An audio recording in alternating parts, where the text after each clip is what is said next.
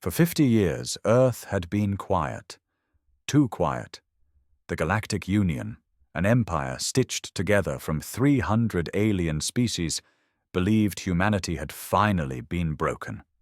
After brutal conquests, mass suppressions, and public executions, they figured Earth had learned its place. No more rebellion, no more spirit. Just another subjugated planet on the edge of known space. They were wrong. The silence wasn't defeat. It was strategy. Beneath the ruined cities, below layers of ash and collapsed concrete, Earth's resistance was alive.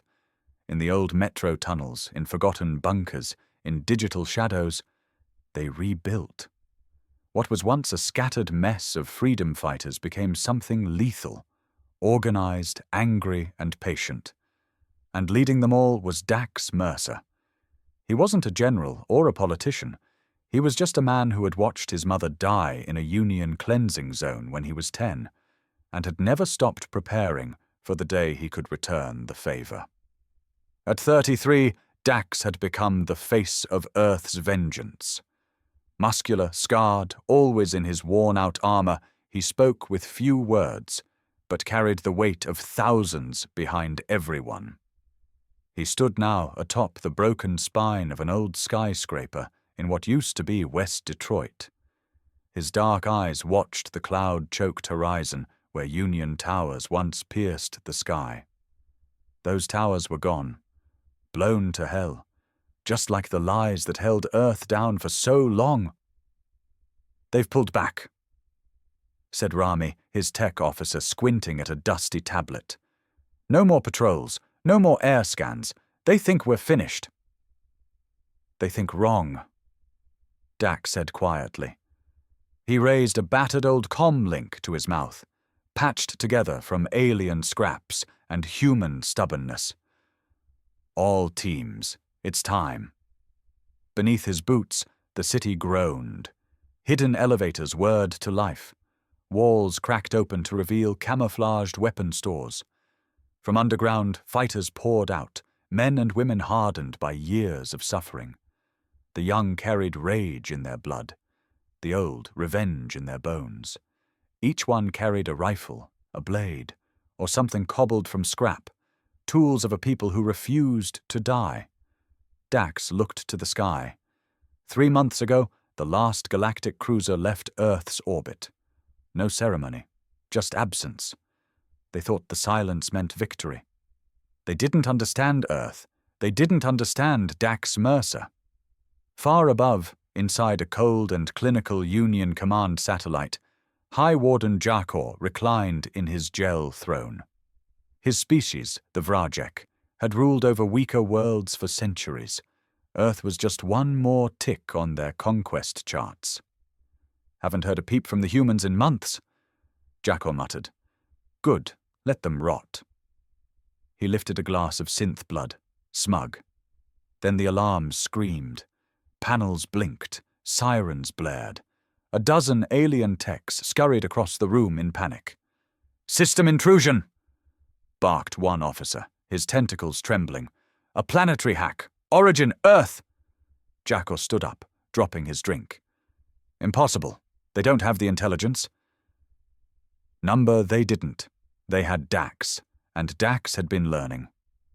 Back on Earth, Dax stood still as the sky above him flickered, satellites now bent to his command. His voice, calm and cold, blasted across every Galactic Union frequency. "This is Earth.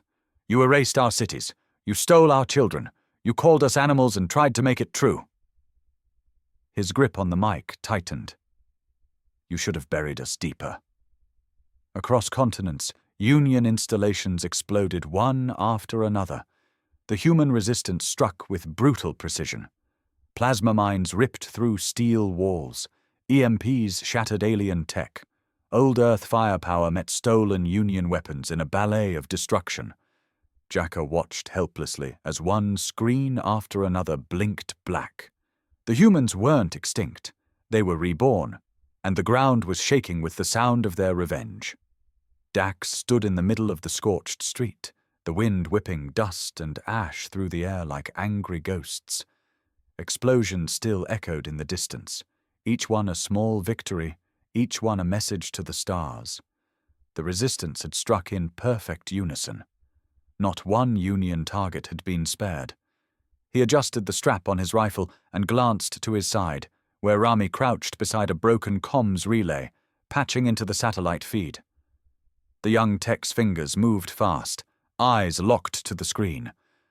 "They're scrambling," Rami said, grinning. "Union Command just broadcast a red tier alert. Total lockdown." Dax allowed himself a small smirk. "Let 'em lock the doors. We're already inside." Behind him, the resistance fighters were loading supplies into armored transports. Makeshift tanks rolled forward, their wheels salvaged from mining rigs and war debris. Drones buzzed overhead, modified by human engineers to do one thing: hunt anything that didn't bleed red. They were no longer hiding, no longer surviving. They were taking back what was stolen. "Mercer!" shouted a voice from across the ruined plaza. It was Idris, commander of the East Coast Cell. She jogged over, blood streaked across her cheek and a ragged bandage around her arm. "We took the hydro dam. They were using it to power their orbital comms array. It's ours now."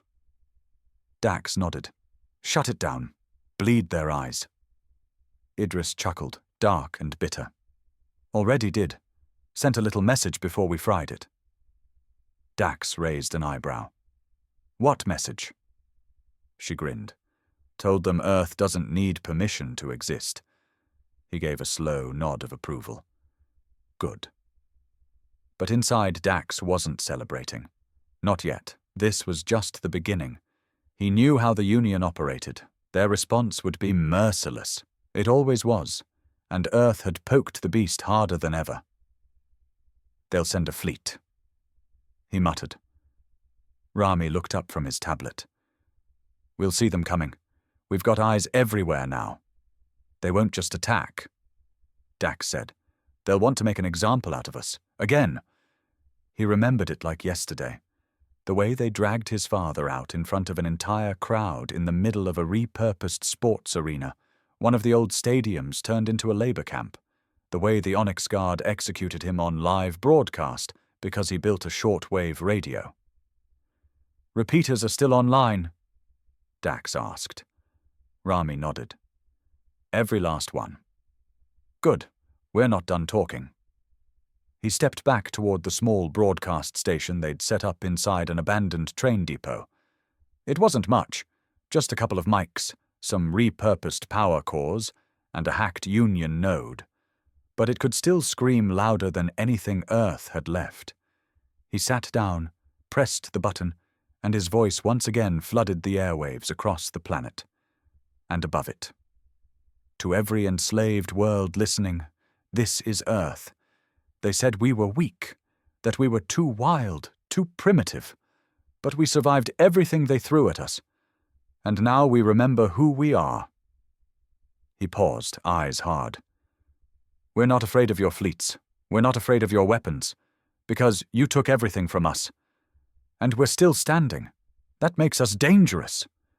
The signal ended, but the words lingered in the cold, electric air.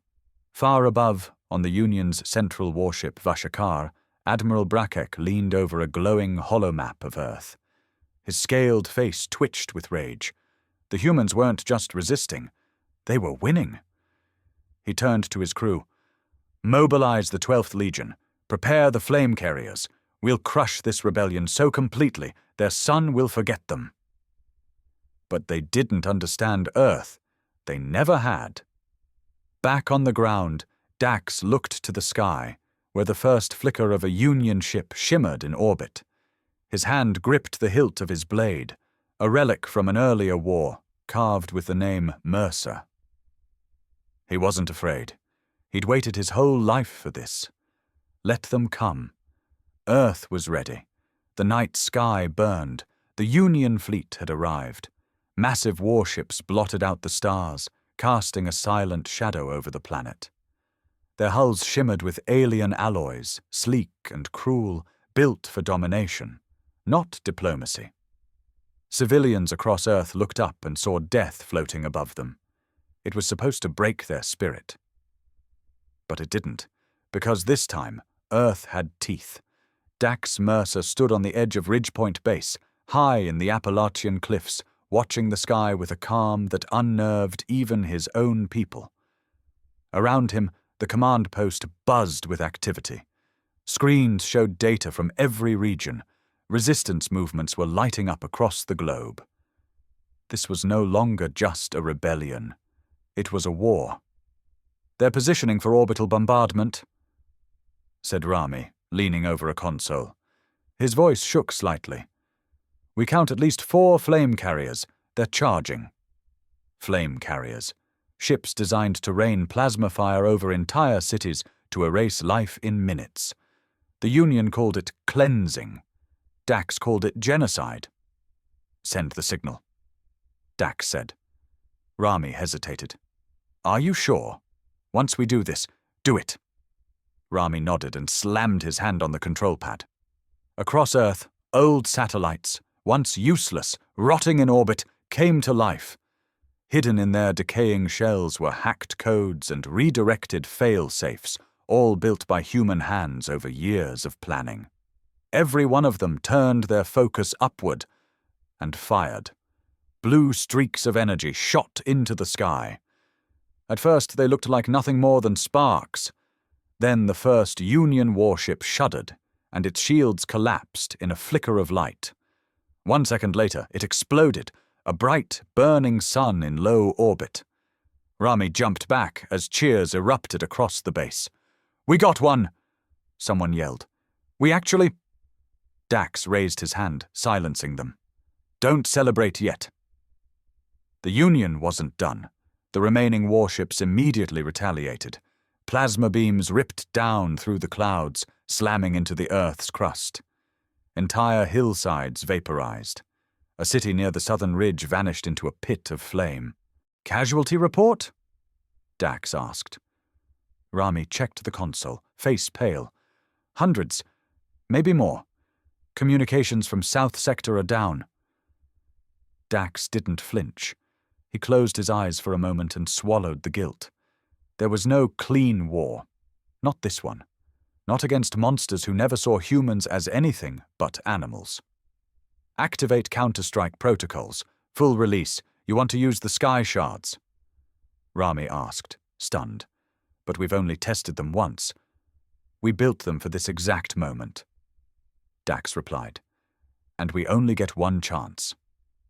Within moments, from deep bunkers and converted power plants, dozens of missile silos opened. The sky shards weren't traditional weapons. They were meteorite cores packed with experimental tech, covered in magnetic sheaths and stealth plating. When launched, they tore through the atmosphere like angry gods returning to heaven. From space, the Union fleet saw nothing until it was too late. One by one, the sky shards hit. Some tore straight through warships, leaving gaping holes that vented fire and bodies into the void. Others exploded on impact, disabling control systems and corrupting AI command matrices. One carrier listed sideways, then crashed into another, sending both plummeting toward Earth in a slow, flaming death spiral. Back at Ridgepoint Base, the ground rumbled from the impact. Everyone ducked. Dust rained from the ceiling. The power flickered. But when it cleared, the message was clear. Earth had just blooded the galaxy's most powerful fleet. Dax stood tall, breathing hard but focused. He watched the sky as fire rained down, some from their weapons, some from dying Union ships. "We're not finished," he muttered. Rami looked at him. "We've done more damage in 1 hour than in 5 decades. You think they'll back off?" "No," Dax said coldly. "Now they'll take the gloves off." He turned to the war room, his voice low but heavy. "Prep the ghost teams. They'll hit us from inside next. Saboteurs, mind weapons, bioagents. I want every stronghold ready for infiltration." As the others scrambled, Dax moved to a quiet corner and stared at a worn photo. His mother and father, long dead. Victims of this empire, symbols of what he fought for. The galaxy had come to crush Earth, but Earth wasn't breaking. It was becoming something else, something they should fear. Night fell, but there was no peace. Across what was left of the northern hemisphere, the sky stayed lit, flickering between orange fire and electric blue pulses from anti-orbital blasts. The stars were gone, drowned in smoke and debris. But the war below burned on, more vicious than ever. At Ridgepoint Base, Dax Mercer didn't sleep. He stood in the lower command chamber, watching grainy footage on a cracked holoscreen. A convoy in Sector 14 had just been ambushed, not by Union airstrikes, but by something worse. "Run that back," Dax said sharply. Rami rewound the footage. It showed a dozen resistance fighters pushing through the forest. They were alert, moving in formation. Then just static, and when the video cut back in, they were all dead. Eyes open. No wounds, no gunfire, just down. "No one fired a shot?" Dax asked. "None," Rami said, frowning. "They didn't even scream." Dax's jaw tightened. "Mind weapons, telepathic class." "That's Union black tech," Rami muttered. "I thought they only used that on the Arkan Rebellion." "They did. It broke them in 2 weeks," Dax said, voice hard. "Now they're trying it here." A sharp buzz cut through the tension. An urgent incoming signal. Dax tapped the receiver. "This is Base Mercer," he said. The voice that answered was shaky and faint. "Ghost Team 6 reporting. Infiltration confirmed. South Stronghold compromised. Union agents inside. They're not aliens. They're using static." The signal died. Dax didn't wait. He turned to his security chief. "Lock down every base within 300 clicks. Nobody in or out without face scans and blood verifiers. If anything feels off, you shoot first." He knew what was coming now. Not just a war of weapons, a war of minds. He headed down to the armory. The lower levels of Ridgepoint were filled with old tech, some of it ancient human engineering, some scavenged alien gear. In the furthest vault was what he came for, a steel briefcase the size of a toolbox, sealed behind 2 biometric locks. Only 2 people on Earth had access, and the other one was buried under a crater. Dax opened it and stared at the device inside. A neural firewall chip, experimental tech that scrambled psychic influence, but only for short bursts. His father had helped build it once upon a time. He clipped the device to the base of his skull, under his collar. If they were going to play mind games, he was going to play back. Upstairs, sirens blared. The lights flickered red. "Intruder breach!" someone shouted. "Sector B9!" Dax sprinted through the corridors, rifle in hand. When he rounded the corner, he found 2 guards on the floor, alive but drooling, eyes wide, whispering nonsense. He raised his weapon and kept moving. Then he saw her. She looked human, maybe 20, wearing a resistance jacket that wasn't hers. Her eyes glowed faintly blue, and her expression was blank. Not dead, not alive, just occupied. "Drop it," Dax ordered, leveling his rifle. She tilted her head like she didn't understand the command. "I said drop it." Then her voice came. But it wasn't hers. "You speak well for a species that crawled out of the dirt not long ago." Dax didn't flinch. "You're not the first to underestimate us. Underestimation implies curiosity." The thing inside her said. "We don't study vermin, we exterminate them." Dax squeezed the trigger. The shot hit her shoulder and spun her to the ground, but she got back up like it didn't matter. Her body twitched, eyes widened. Then she screamed. The sound tore through the hallway, cracking glass and making Dax's teeth rattle. He yanked the neural firewall chip and flipped it on. The scream cut out instantly. The girl collapsed like a puppet with its strings severed. Dax stood over her body, heart pounding. She was breathing, but barely. Whatever had controlled her was gone. For now. Back at command, Idris and Rami stared as Dax returned, blood-splattered and silent. "They're inside," he said. "Not just in our bases, in our people." "What do we do?" Idris asked. Dax stared out the window at the chaos beyond. "We adapt," he said. "We always have." He looked back at them, eyes steely. "But from now on, we fight 2 wars, one in the open and one in the dark." Dax hadn't spoken in over an hour. He sat alone in the tactical chamber, staring at a holographic projection of Earth. Red markers dotted the globe, each one a casualty, a fall, a place where the Union had struck. Some were silent now, wiped clean. Others still blinked faintly, meaning a few had survived. But the numbers were dropping. Behind him, the War Council argued in hushed voices. No one wanted to be the one to say what they were all thinking. The Resistance was winning battles, yes, but the Union was adapting, faster, smarter, and crueler. "We can't keep this up," Idris finally said, stepping forward. Her tone wasn't weak, it was raw, like a soldier who'd seen too much and was still going back for more. "They're not just bombing us, they're getting inside us. Every day we find another sleeper, another mimic, another ghost." Dax didn't look up. "We knew they'd come harder after the first strike. You didn't tell us they'd come like this." He stood then, quiet, heavy, but alive. "I didn't tell you," he said, "because I didn't know." The room fell silent. "I thought I understood the Union," Dax continued. "I thought I knew what they were willing to do to keep control, but they've changed too. They're afraid now, and fear makes monsters." He turned to face them. "So we change too." Rami stepped forward, hesitant. "How far are you willing to go?" Dax didn't blink. "All the way." That night, in the labs beneath Ridgepoint, something stirred.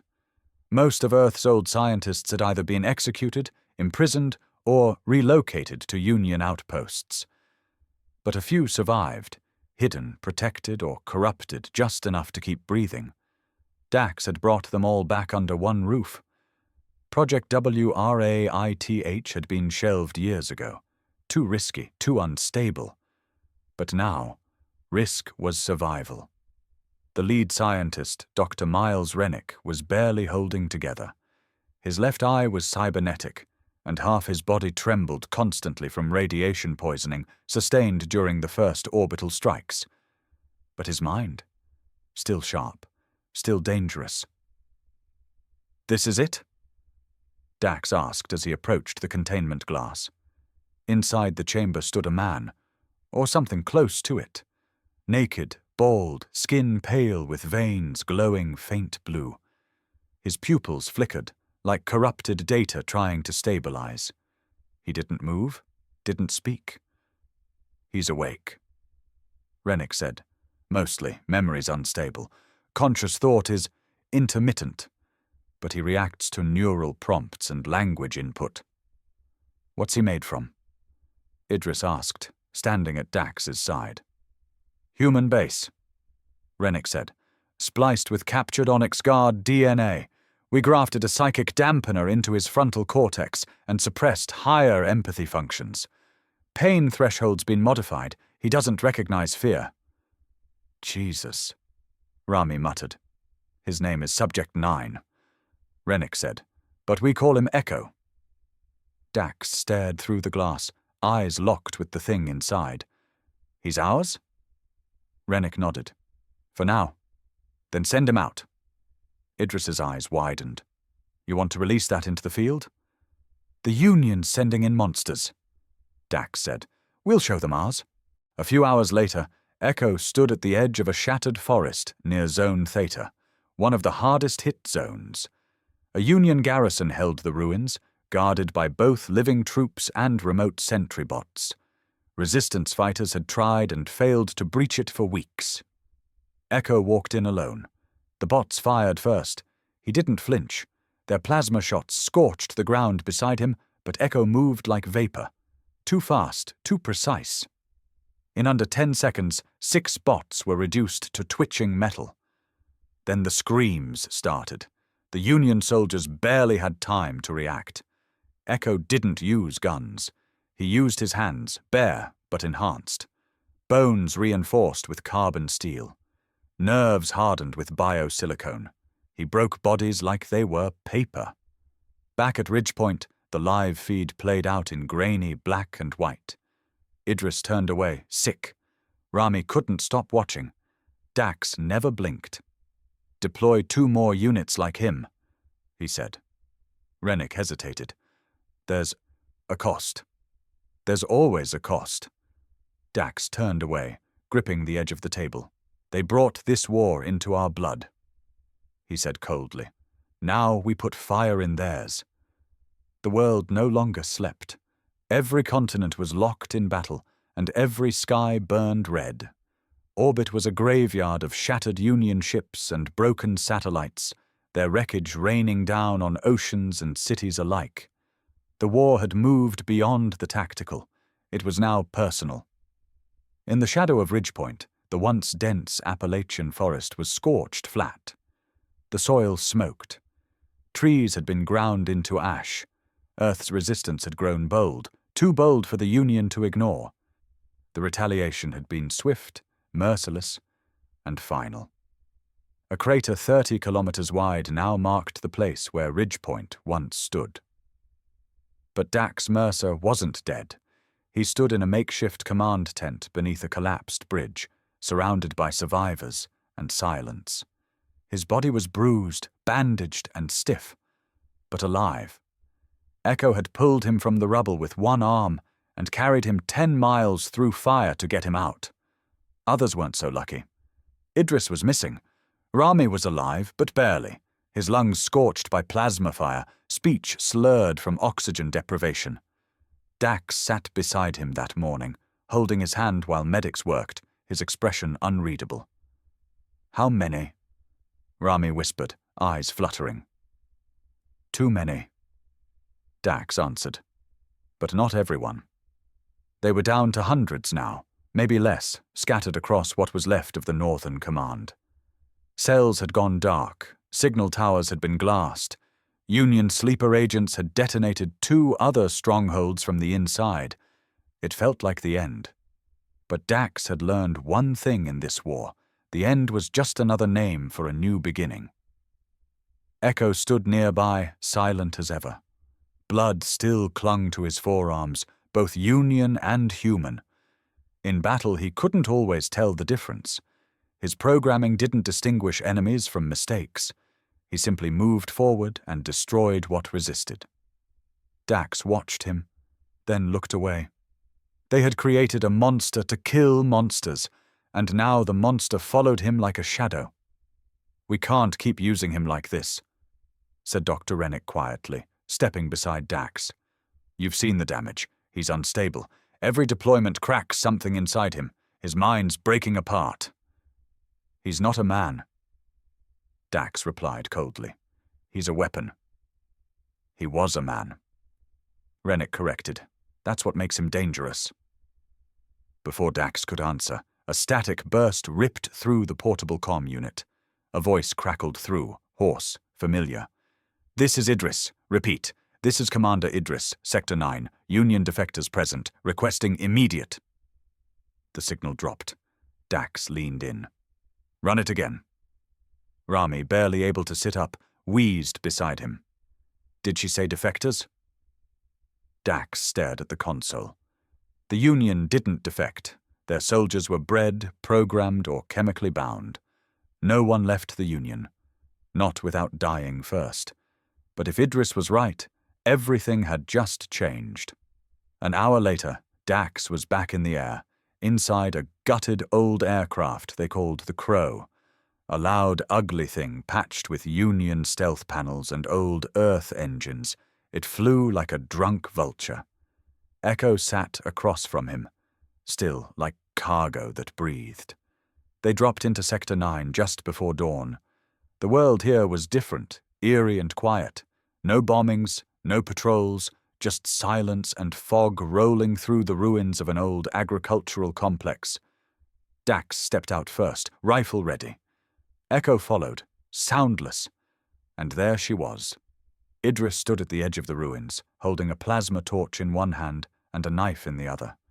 Her face was thin, covered in soot, and her eyes looked older. Worn.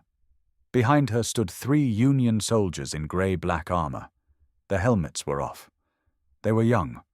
One of them, a tall female with charcoal skin and silver eyes, stepped forward. "We don't want to kill anymore," she said softly. "We remember things we weren't supposed to. Memories, families. I dream about a life I never lived." Dax raised an eyebrow. "You're clones, engineered to follow orders. That programming doesn't break." The woman looked straight at him. It did. Dax didn't lower his weapon. Idris stepped between them. "I've seen them fight for us, Dax. I've seen them bleed for humans. Whatever the Union did to keep them leashed, it's failing." He studied them. All 3 stood still, unarmed, terrified. Not of him, but of themselves, of what they were becoming. "We want to help," the woman said, "because we know what they'll do next." "What?" Dax asked. She hesitated, then whispered, "They're building something. A purge weapon, planet scale. They call it Oblivion Code. Once it's ready, Earth won't burn. It'll be erased." Rami's voice crackled through the comm. "You hear that, Dax?" "I heard," he said. He looked at the defectors, then back at Echo. The monster, the mirror. One was built by Earth, the others by the stars. Now all of them stood on the same ruined ground. "Then we stop them," Dax said, lowering his rifle. "No matter what it costs." The skies over Earth had gone silent again, but this time it wasn't surrender. It was suspense. The Union fleet had pulled back, regrouping into high orbit. Their forward bases had been reduced to ash. Echo units, now 4 in total, had shredded their elite ground squads. Defectors were multiplying, emerging from the cracks in the Union's rigid machine. But it wasn't victory. It was the calm before oblivion. The information from the defectors was incomplete, fractured by memory damage and chemical locks placed in their minds. But one thing was clear. The Union had activated a doomsday protocol. A weapon built not to destroy Earth's cities, but its existence. "They're targeting reality," Idris explained, leaning over the holotable inside the Resistance's last underground hub. Codenamed Black Hollow. "Oblivion Code isn't a bomb, it's a collapse engine, a fusion of dark energy and memory suppression tech. Once it fires, Earth doesn't just die, it's erased, as if it never existed." Dax Mercer stared at the projections. "And it's already been deployed?" "It's in orbit, hidden in the command core of their dreadnought, the Herald." Idris tapped the map. "They're charging it. Once it reaches full sequence, it sends a pulse through subspace and rewrites galactic records. No trace, no name, not even a grave." Silence fell over the chamber. Rami coughed into a cloth, stained red. His body was breaking down from the constant radiation and exposure, but his mind was sharp as ever. "You can't outshoot something like that. We'd have to take the core out before ignition." "You mean board a Union dreadnought in full lockdown?" one of the young fighters asked, voice cracking. "That's suicide." "No," Dax said flatly. "It's war." They had one chance. Echo stood at the corner of the room, hands clenched, as if waiting for orders he hadn't yet heard. He'd grown strange. Less machine. More haunted. The last few missions had twisted something in him. The more he fought, the more he seemed aware of what he was and who he used to be. "You'll lead the breach," Dax told him. Echo tilted his head. "They designed you for this," Dax said. "To tear through their tech, their flesh, their arrogance. We'll get you in. You tear out the heart." No team? Echo asked, his voice flat, mechanical, but deeper now, like it had remembered how to be human again. You'll have backup, Dax said. Me. Idris stiffened. You're not serious. I'm going in with him, Dax repeated. If we fail, there won't be a second chance. He needs someone who understands the enemy and isn't afraid to die. You're the resistance leader, Rami argued. If you die, the whole planet falls into chaos. If Oblivion Code activates, Dax snapped, there won't be a planet left for chaos.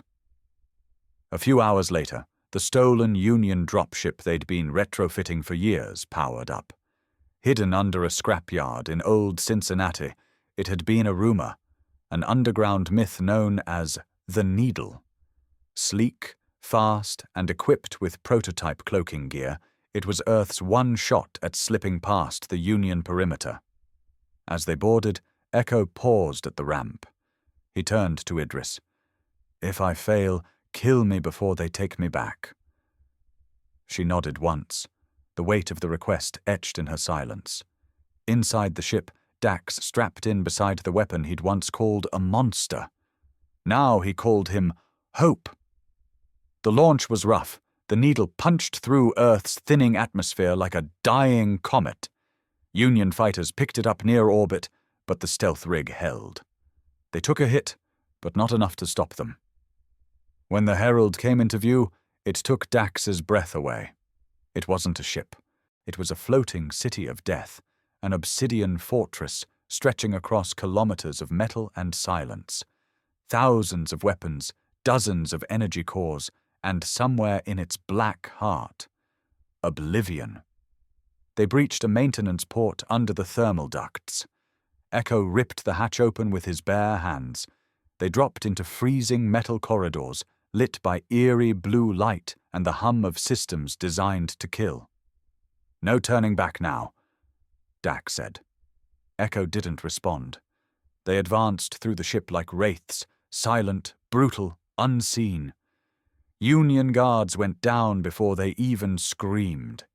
Echo moved like a storm, Dax like a scalpel. Every breath was counted, every heartbeat a gift. Then they reached it. The chamber holding the Oblivion core was massive, floating in zero gravity, suspended between columns of alien code etched into glass and stone. But someone was waiting. High Warden Jakor, still alive, still angry. You insects always believed pain makes you special, he growled, but pain only makes you noisy. Dax raised his rifle. Funny, I was thinking the same thing about you. Jakor moved first, a blur of claws, psionics, and hatred, and then the fight for existence truly began. Jakor hit like a meteor. The High Warden wasn't just fast, he was precision-sharpened by centuries of conquest.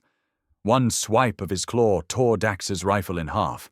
A psychic blast followed, throwing him against the chamber wall. His back cracked against cold metal. Lights exploded in his vision. But Echo didn't stop. He lunged. The two titans collided in midair, weightless in the zero-gravity chamber. Flesh and steel met talons and telekinesis. Jakor snarled, sending out a wave of energy meant to melt bones. But Echo's mind was no longer fully his. The neural firewall built into his skull absorbed most of it. Echo struck back, grabbing Jakor by the throat and slamming him into one of the floating data columns. Glass shattered. Sparks rained. Jakor screamed, not in pain, but in fury. You were made to serve. Jakor spat, teeth bared. I was made to end you, Echo said flatly. Behind them, Dax struggled to his feet, blood dripping from his mouth. His ribs were broken. Maybe more. He staggered toward the Oblivion core, a black sphere pulsing with unreadable code and humming like a god's heartbeat. Lights danced across its surface, charging. 5 minutes, maybe less. Echo! Dax shouted. I need time!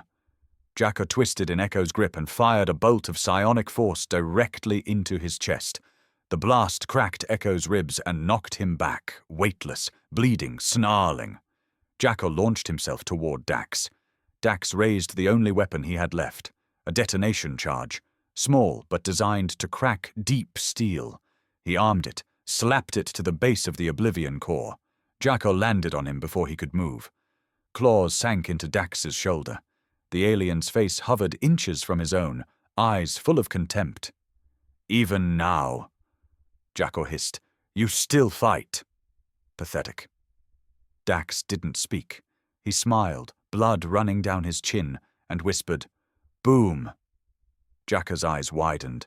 Then Echo hit him from behind, driving both of them away in a tangle of limbs and fury. Dax rolled onto his back and yanked a data spike from his belt. He jammed it into the core's control panel. Rami's voice buzzed through the comm, his last recorded code injected through the ship's systems. A bypass. A fail-safe. The countdown halted. 3 seconds from total annihilation. Dax sagged in relief, just as Jacka hurled Echo across the chamber again and turned back, snarling, mad with rage. "I will burn your soul from the stars!" "No," Dax said. "You won't." He pulled the detonator from his jacket and pressed it. The explosion wasn't nuclear. It was focused. Precision. The Oblivion core didn't just rupture, it shattered. Reality rippled. A wave of anticode burst out, eating the surrounding data systems like acid. Jackal screamed as the feedback hit him. He twisted, his body unraveling mid-air. Light erupted from his chest, then his skull, and in a final violent pulse, he ceased. Not dead. Just gone. Echo floated in silence, face lit by the dying pulse of the core. Dax, barely conscious, drifted down beside him. "We did it," Dax murmured, voice barely a whisper. Echo caught him, cradling him like a broken brother. Outside the Herald, the Needle ship, remotely piloted by Rami before his lungs failed completely, locked onto the transmission. They had one chance left. A wormhole jump. It activated seconds before the Herald began to collapse. The wreckage rained over the Pacific like glittering death. Union ships scrambled to respond, but they were too late. With the Herald gone, the core obliterated, and their command structure in chaos. Earth had done what no world in the Union had ever done, survived them. Back on the surface, Idris stood atop the ruins of Ridge Point, now a monument to the fallen. Rami had died shortly after confirming the detonation. His name was etched into steel beside thousands of others. Above her, the stars began to return. No more dreadnoughts, no more silence, just Earth, scorched, scarred, but free. Weeks later, deep in an underground medical bay, Dax awoke. His body was wired to machines, his lungs were half replaced, his arm was gone, but he was alive. The first thing he saw was Echo, standing by the door, quiet, clean, and still. "I thought you were dead," Dax rasped. Echo's voice was low. "I was, but now I choose." Dax nodded slowly. He looked out the window. The sun had risen, and Earth was still here.